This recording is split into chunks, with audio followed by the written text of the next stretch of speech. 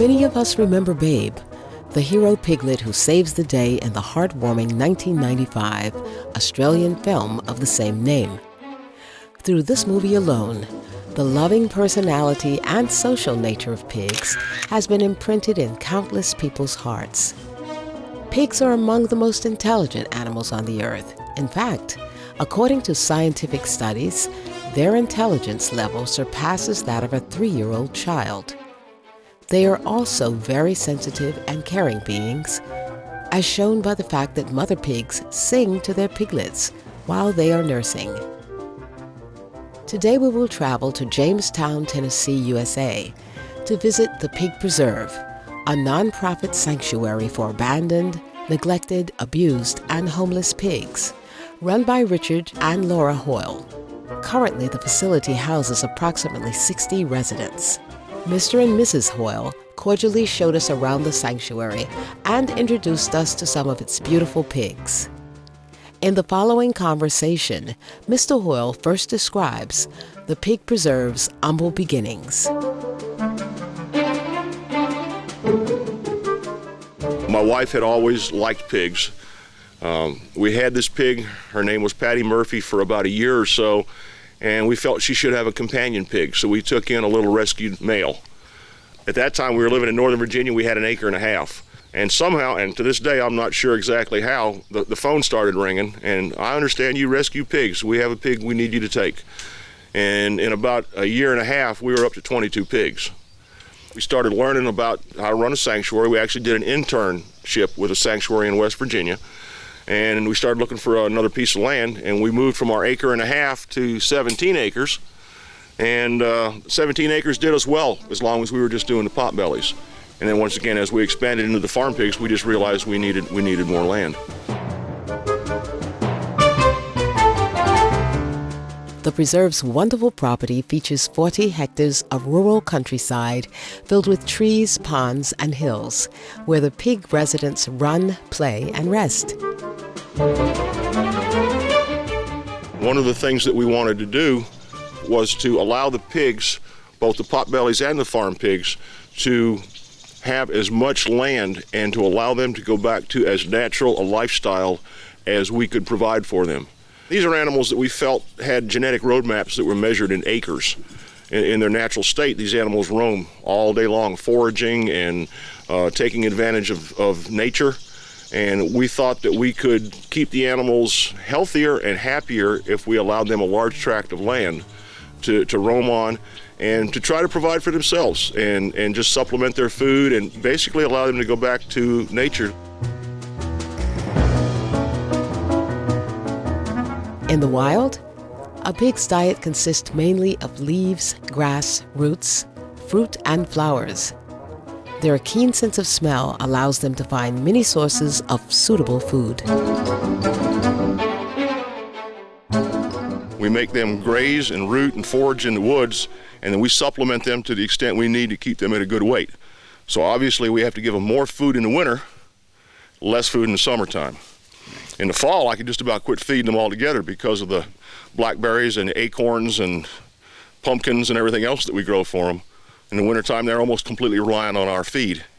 Our goal is to keep the pigs healthy as long as we possibly can, give them as long a life as we can. So we have our own feed milled locally. And it's a mixture of corn, cracked corn, corn gluten, wheat, oats, barley, soybeans. And the only thing is we add some molasses, some natural molasses, a little bit of salt, and some diatomaceous earth, which is a natural warmer. Of course, mealtime is always the favorite time of day. The pig is not only interested about what's in its feed bowl, but more interested in what's in its neighbor's feed bowl. So feeding time around here is a game of musical bowls. Pigs run from bowl to bowl to bowl. And so one of the things that we learned very early on is if you're feeding 10 pigs, you have 11 bowls. That way, when a pig gets bumped from one bowl, it has another open bowl to go to. But when you try to feed 20 or 25 pigs, average weight of about 800 to 1,000 pounds, and you're walking through that crowd with a bucket of feed, you are a human hockey puck. And you haven't lived until it's raining or snowing out here, and you go out in the middle of the pasture, and you sink down in the middle of the mud, and you lose your shoe. Literally. lose your shoe. And you're in between all the farm pigs, but it's a lot of fun. Or they'll figure out that one of them can get behind you and kneel down, and the other one can push you over backwards. Top. And when you fall, you'll drop the bucket of feed. Oh.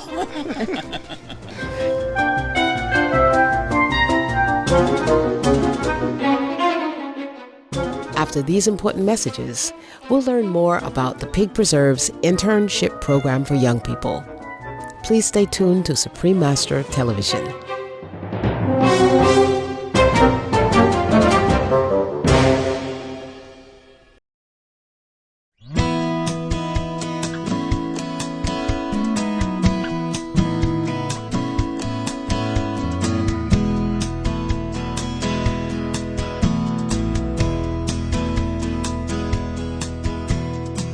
Welcome back to Animal World, Arco inhabitants.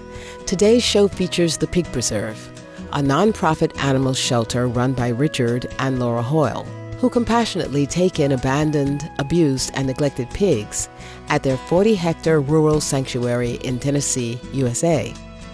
For many years, the benevolent Mr. Hoyle worked as a paramedic and firefighter, but nowadays he serves as a full-time dad for more than 60 porcine friends. After being around the first pigs they adopted as companions for some time, both he and Mrs. Hoyle decided to stop eating meat in early 1990s.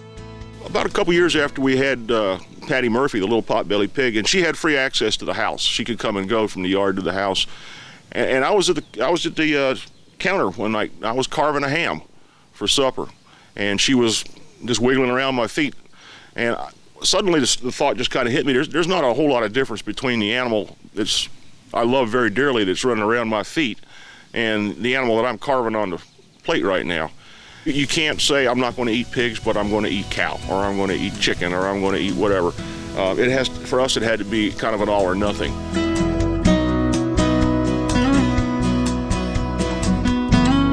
The vast area of the sanctuary is a natural haven and home for many types of animals. We actually have 4 ponds on the property, and all 3 of them have a very healthy population of fish in them: catfish and bass and brim and crappie. And we don't allow fishing. I've also got a nice large deer population, and we have about 60 wild turkey on the property. We have a healthy environment here. And if it's a sanctuary for pigs, it ought to be a sanctuary for all animals. The dogs, the cats, the deer, the turkey, the squirrels, the rabbits, the occasional snake that crawls through. We try to the best possible to make it a sanctuary for all animals, even though our concentration is pigs.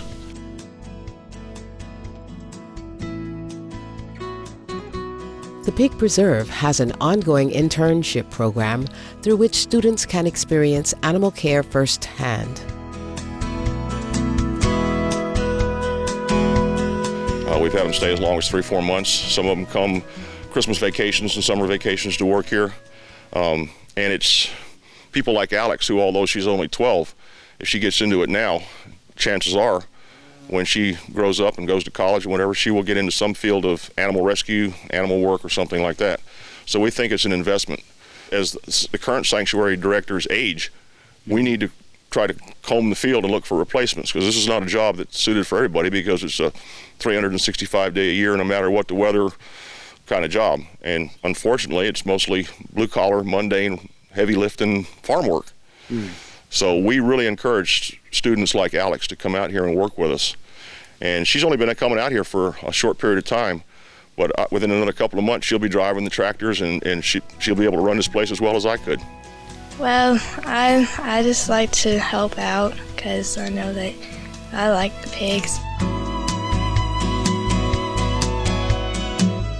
The program gives the younger generation a terrific opportunity to bond with animals, to experience the divine love that pigs bring to the world, and to love them back unconditionally. And to be able to give back to somebody like Alex or some of the other kids that we've had come through the sanctuary has been a true blessing in itself. We've got our second kid that is going to go to vet school, and these are children that never had these opportunities when they were younger, where they lived, and to see them blossom and grow and see what it's like to really look in an animal's eyes and see what they're thinking and how they think and how they love and how much unconditional love that they have is great.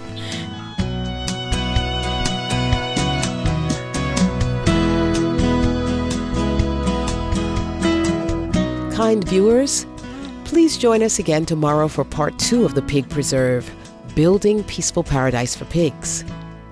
It has been a pleasure having you with us today on Animal World, Our Co-Inhabitants.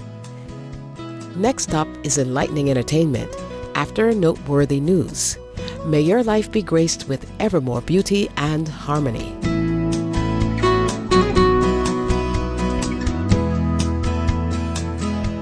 For more details, please visit www.suprememastertv.com/AW.